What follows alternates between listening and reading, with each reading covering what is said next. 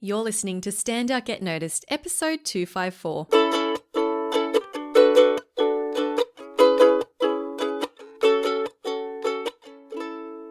Hi there, Rockstar, and welcome to Stand Out Get Noticed. I'm your host, Christina Canters, speaker, coach, and founder of The C Method, where I help high-performing professionals and business leaders to build powerful communication skills. Now, my membership program, the C Method Academy, is now live and open for registration, which I'm really excited about. If you want to develop your communication skills, your confidence, and your leadership in a supportive environment, I invite you to join us. You will also get access to over 200 episodes of this podcast that are not available to the public. You can learn more and join at thecmethod.com/join. Okay. So today we're exploring why it's okay to be vulnerable. And this includes, what it means to be vulnerable, as well as why it's good for your mental health, as well as how to listen to someone who is being vulnerable with you.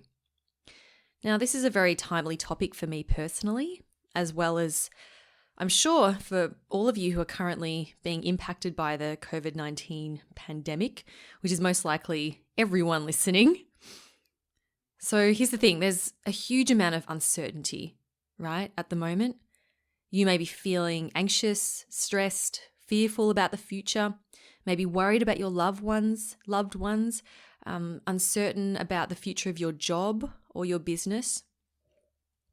And, this is one definition of vulnerability. Brené Brown has done a lot of very well-known research around vulnerability, and she did an amazing TED Talk, which I'll link up in the show notes. But in her book, hang on, let me check which book. Oh, it's called Braving the Wilderness, The Quest for True Belonging and the Courage to Stand Alone. She's written quite a number of books, but in that one, she defined vulnerability as, she says, the definition of vulnerability is uncertainty, risk, and emotional exposure. So this is pretty much what we're experiencing right now. Like there's a lot of risk at stake. We're feeling like our jobs are at risk, our health is at risk, and we're feeling all these emotions like fear, anxiety, worry, and, we're potentially, this is potentially being exposed to people. So I thought it would be timely to do a podcast about this and to help you through maybe some of the things that you're experiencing right now and to encourage you to bring more vulnerability into the way that you show up in the world. So to illustrate this point, I want to share something that I've been experiencing recently. And it starts with some happy news, being I am pregnant. Yes, I bet you weren't expecting that. It's a bit random, wasn't it? Well, surprise, I'm pregnant. I haven't even shared this with my Facebook friends, so you are very special, dear listener. So Aaron and I are very excited. It's our first child, and we did plan it.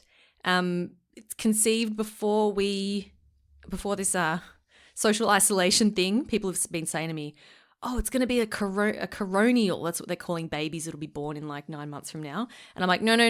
This one was conceived before that. So anyway, I'm about 8 weeks along, and I thought long and hard about announcing this and when I would announce it. And I know that telling people that you're pregnant is a very personal choice. But when I found out, I started telling close friends and family. And I had a few people say to me, isn't it a bit early to be telling people? Many people don't announce it until 12 weeks. And I've heard this before, and I've been told, and the doctor told us that the risk of a miscarriage is much higher in the first 12 weeks, which is why a lot of people hold off from telling people just in case something happens. Okay. And look, as I go on, I'm like absolutely no judgment whatsoever on, anyone who, in terms of when you choose to tell people you're pregnant. It's totally personal preference. I just want to share with you my experience. Okay. So from what I've experienced so far in terms of being pregnant is that the first trimester, this is the first 12 weeks, the first trimester is very heavy on your body.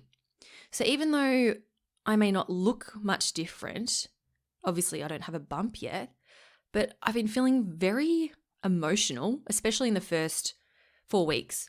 Because as you can imagine, right, the first stage of a pregnancy is the fetus is essentially, for want of a better word, a parasite that is taking as much energy as it can and its nutrients from you. So I'm like the host, and it's sucking everything it can from me in order to build. So the first 12 weeks, it's building the placenta, it's building the support network for the baby. So this is actually a very, very like energy consuming time for a mother. And of course your hormones are going crazy. And there was the other week, I was at the nail salon. I was getting a pedicure, and I'm sitting there, and they had like America's Got Talent, like the best of, playing just on the screen.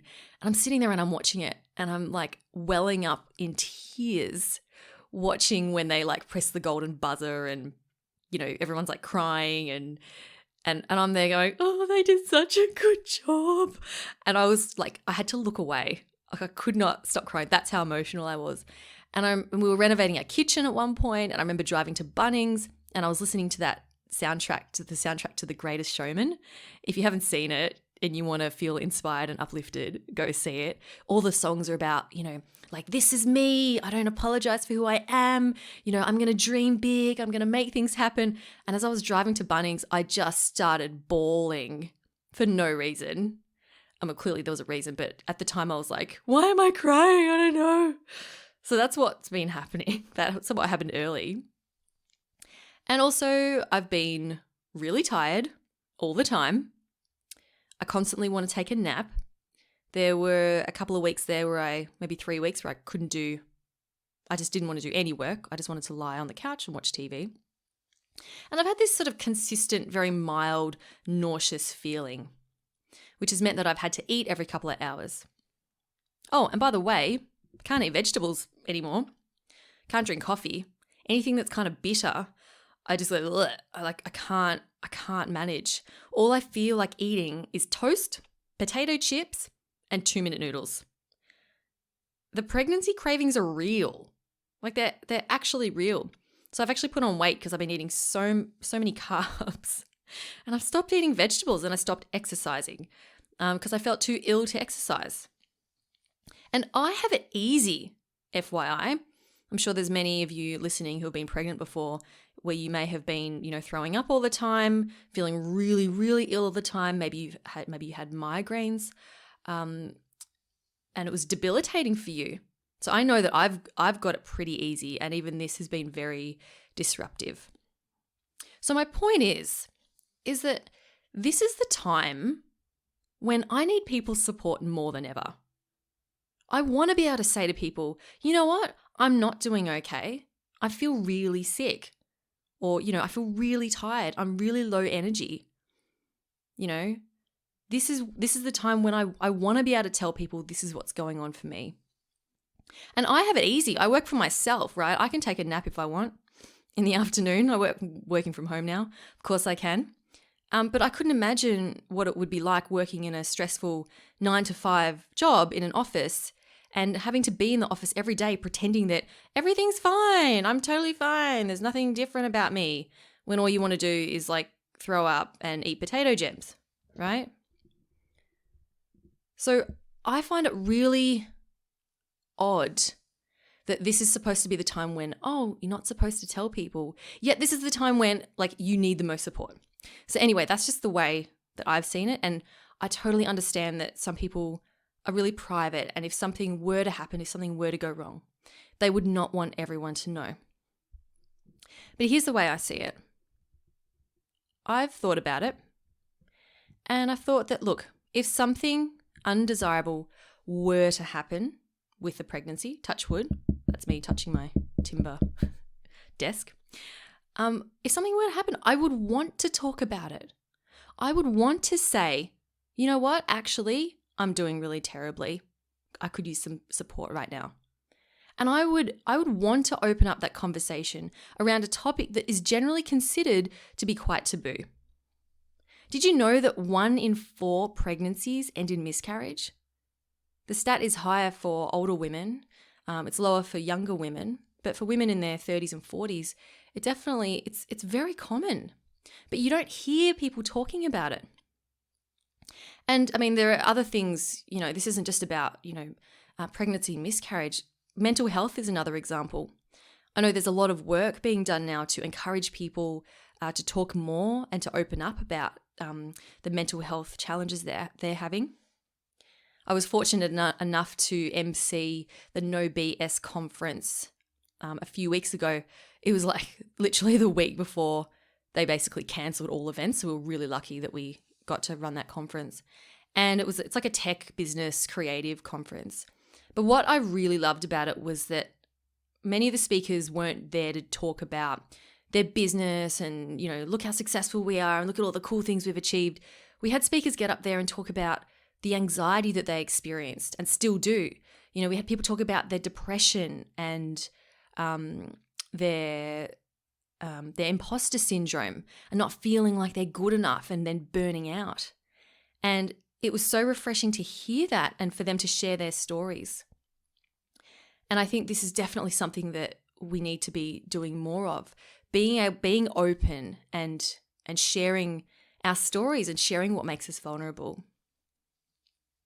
But here's the thing, that it's scary. I know it's terrifying making yourself vulnerable, because when you do so, you open yourself up to judgment, rejection, and criticism. And then that leads to shame, which is the feeling that we're not enough. Again, if you haven't seen Brene Brown's work around this, I do recommend you check out her TED Talk for starters. So for example, for a speaker sharing her story of living with anxiety and depression, by sharing that openly, she's opening herself up to the audience potentially thinking, oh, she mustn't be very good at her job if she's anxious all the time. Maybe the audience is thinking, oh, she's failed as a person. I've lost respect for her. There must be something wrong with her. So that's what we open ourselves up to. That's what we fear people will think. For a woman who has experienced a miscarriage, she might fear that others may see her as less than, perhaps being unworthy to have a child. She may fear that others may love her less for not being able to have a child, perhaps. Or maybe, again, being seen as something being wrong with her. And wrong, I say, quote unquote, wrong. So these are just some examples of what people might be thinking or fearing. But the reality is so many other people are going through these same difficulties. And I truly believe that the more we talk about it, the more it will become normalized. And we'll begin to feel less alone. We'll feel more supported and more connected. But for more people to open up and be vulnerable, we need people to initially be the ones to be courageous and step up and say, hey, this is what I'm going through. I've spoken to people before who, have shared their own stories on stage about, struggles that they've gone through. And they tell me that they always get someone coming up to them afterwards and saying, thank you for sharing that. I'm going through the same thing, but I've never spoken to anyone about it. But now you've inspired me to also open up and to share, because I can see how much it helps others. So by sharing your story, by sharing your vulnerabilities, you then inspire and encourage others to do the same. So if you can do this, I guarantee that there will be others who will be grateful that you did. Yeah. And there'll be many more who think, wow, I thought I was the only one going through that. So feeling connected and like you're not the only one going through these challenging times is absolutely critical. It's critical to helping you to feel better about yourself, better about the situation, and to normalize what it is that you're feeling so you don't feel like something's wrong with you. For example, going through this COVID-19 situation, I'm in a community of many small businesses and many of them have been losing work, really struggling, whole income streams disappearing. And us too, I run a company called Podcast Services Australia with my husband. And we've had podcast jobs, put on hold. And interestingly enough, though, I'm not really stressed about it because there's something comforting in knowing that everyone else is going through the same struggles. It's actually worse when you feel like you're struggling by yourself. Earlier this year in January, I did an episode about how to be kind to yourself. And I did that while I was in the throes of moving house. And I talk about how when I moved house, it was extremely disruptive for me and Aaron. It was very stressful. And I started to judge myself really harshly for feeling unmotivated, for not wanting to do work. And I felt like my business was stalling because I wasn't doing any work. I felt like I wasn't progressing. And meanwhile, though, right, I'm out and about, I'm talking to people, I'm like, how's things, how's business? People are like, oh, so busy, I've got so much on, I just picked up this great client, blah, blah, blah. And I felt worse because I was like, oh, I'm the only one who's struggling. And it actually felt pretty crappy. But now it's like, I'm kind of like, well, everyone else is going through the same thing. It's actually quite reassuring and I'm less stressed because I'm like, well, if we're all going to go broke, we're all going to go broke together. So that's how I've seen it. And it's so as you can see, it's not the situation. It's actually knowing that I'm connected with other people, that we're all in this together. So this is why it's so important with whatever you're going through. It's so important to remain connected to people that you can open up to and share what you're going through in a supportive space.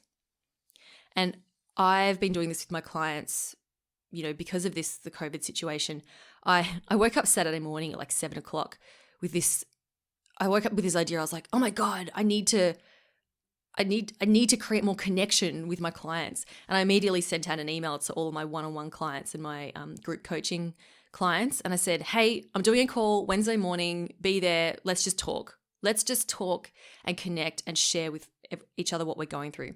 And so we did that this morning and it was awesome. And everyone was working from home. And one of the main challenges was that, people were struggling with creating a new routine working at home, especially with kids around and not having set lunch breaks and that kind of thing. And it was really nice for everyone to share what they were going through and to realize that, oh, okay, we're all going through this. It's not just me. I'm not the weirdo. So those are some of my thoughts around being vulnerable. And I would like to share with you how you can best respond when someone else is being vulnerable. Because one of the things that stops us from being vulnerable, I believe, is that we're not taught how to have these conversations. For example, have you ever said to someone, I'm really worried about this? Or, I'm so angry at this person. And then the other person says, oh, don't worry. Or even worse, they say, calm down. Have you ever calmed down when someone tells you to calm down? No, right? So this is an example of someone who does not know how to deal with someone else's vulnerability. So we're going to take a quick break. And after the break, I'm going to share with you the do's and don'ts for how to communicate with someone who is being vulnerable. Speaking of connecting with and being supported by awesome, like-minded people, I want to share with you a bit about the C Method Academy, which is my members-only training and accountability program, which is all about helping you to let go of your self-doubt, to find your voice, and to speak with impact. If you feel like you have limited influence in your organization, or maybe you lack confidence in your abilities as a leader, maybe you feel like an imposter, like you don't deserve to be in your role, or you struggle to articulate yourself clearly and concisely, then I want you to know that you aren't alone. Just like I've been saying in this episode, there are many other people going through similar challenges as you. And I've created a program that brings together a beautiful, encouraging community that I'd love to be a part of. And they're all going through these same challenges together and supporting each other through it. As a member of the Academy, you get access to online masterclasses. These are mini courses where you'll learn new skills around public speaking, workplace communication, presence, and emotional intelligence and leadership. You'll get access to exclusive podcast content, over 200 episodes of the Standout Get Noticed podcast that you can't access anywhere else. You get access to live sessions. These are monthly webinars with myself where you'll get to ask me questions directly and also be coached on your challenges. Plus, you get the accountability and support of our beautiful community in our online platform. Membership is extremely affordable, and I'm also offering monthly and yearly options as well. So for more information and to join, go to thecmethod.com/join. That's thecmethod.com/join. Okay, back to the show. Okay, let's get into some tips and tricks in terms of how to and how not to communicate with someone who is being vulnerable with you. So what this might look like, right? If someone comes to you and being vulnerable, they might say something like, oh, I'm so angry at this person. Or they might say, I'm really stressed and I don't know what to do. Or they might say, I'm feeling really worried about this situation and I'm unsure of my next steps. Okay?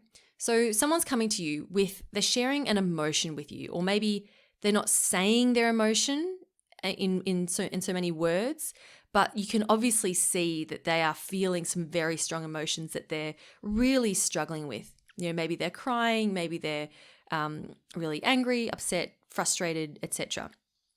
So I'm going to start with what not to do. Do not tell them to calm down. That never worked for anyone. Don't tell them, I'm sure everything will be all right. Okay, your job is not to placate them. Your job is also not to fix them. So a lot of people want to offer a solution. So they're real doers and they're like, oh, have you tried doing this? This worked for me, or this worked for so-and-so. They haven't come to you for advice, okay? Unless they literally say, can I ask your advice on something? Can you give me some tips on what I should do? But if someone comes to you and saying, I'm feeling really sad, or I'm feeling really stressed, don't just say to them, have you done this? Your job is not to fix them and give them solutions, right? That's not what they want.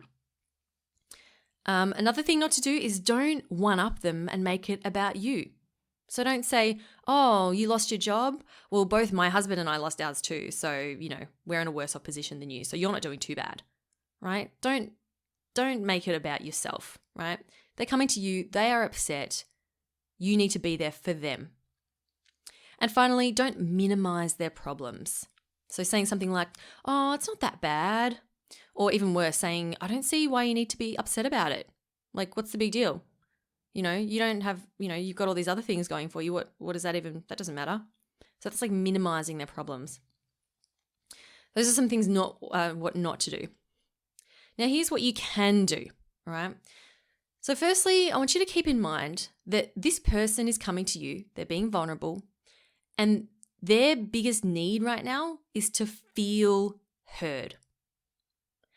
Their biggest need is to feel heard. So your job is to provide a safe space for them to feel and for them to express how they feel. That is all. Okay, that's it.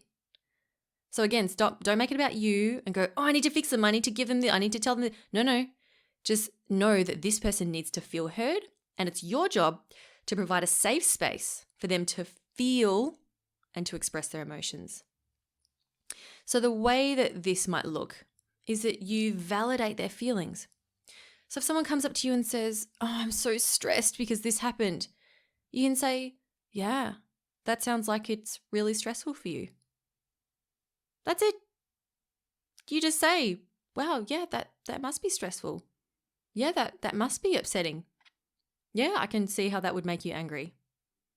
Like you're not coming up with any new content here. You don't need advice. You're not coming up with like what to do. You're literally just repeating what they've said to you. You can even, you can also paraphrase what they've said. So If someone's like, oh, my dog passed away and I'm really sad, you can say, oh my goodness, your dog passed away? They might say, yeah, and I don't know what to do.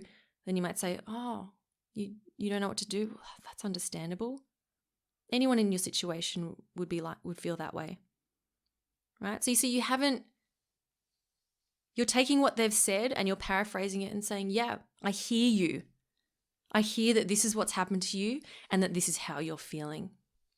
That's all you really need to do. You don't have to do much else. And doing that in itself is really difficult because I know oftentimes we feel awkward with a silence and we just want to fill the silence and be like, okay, well, what about this and blah, blah, blah and blah, blah, blah. See if you can get comfortable with just holding your tongue. Just hold the silence for them. Just let them be. We have so much noise in our lives these days. To actually be able to sit with someone and for them to just sit and be sad or stressed or angry, and for you to just sit there and just be there for them, that's something really powerful. Something else you can do is ask them what they need right now. So you could say, what do you need right now? Do you want me to just listen? Because this person has come to you. They may not necessarily tell you what they need, but there's nothing wrong with asking. If you're unsure, you might say, okay, do you want me to just listen? Do you want me to give you some advice on what to do? Do you want me to, challenge you on what you're going through? Right? So you can actually ask them and say, what would you like from me right now? And of course, doing it in a really compassionate way. You're not saying, what do you need?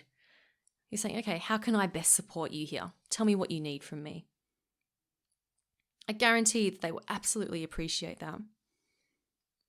I've done that for friends before where I had once had a friend come to me and she was crying really heavily. Something really upsetting had just happened. And all I did was just say, like what I've just been sharing with you now. All I did was say, that must be awful. Yeah, that's totally understandable that you feel that way. I'm really sorry to hear that. That must be super stressful. That must be really upsetting. Anyone would feel that way. And, and at the end she just said to me, thank you for listening. Thank you. And she said most people just tell me that everything will get better. Which he hated. So look, it's interesting because this doesn't come natural to us because we're not taught how to do this. So right now, when people are going through these really difficult times, now is a really good time to practice this. So I encourage you to firstly, see if you can be courageous to be that person to open up and say, hey, this is what I'm going through and it's really difficult. So that's one thing. And of course, that might take tiny steps. You don't have to announce to the world you're pregnant like I do. You take it small steps at a time. So do that. And also see if you can be that person who can hold a safe space for others to open up to you. I truly believe that we need it more than ever during this challenging time. So thank you for listening to this episode. I hope that you found it valuable. Now, if you are looking to connect with people and want to be part of a support community that really understands you and what you're working towards, then I do invite you to join the C Method Academy. We've got a wonderful group of people in there, and at the moment we're running webinars around supporting people through this COVID crisis and making sure that people feel like, they're not alone in this. That's a really big part of what we do. So go to thecmethod.com/join if you want to learn more about that and also to sign up. And also, if you found this episode valuable, then I do encourage you to share it with a friend. I think the more people that hear this message, the better. And I really appreciate you taking the time to share this with others and to help spread the word. So thank you for spending some time with me today. You keep on being awesome, rockstar. And I'll talk to you next week. I'm Christina Canters, and this has been Stand Out, Get Noticed.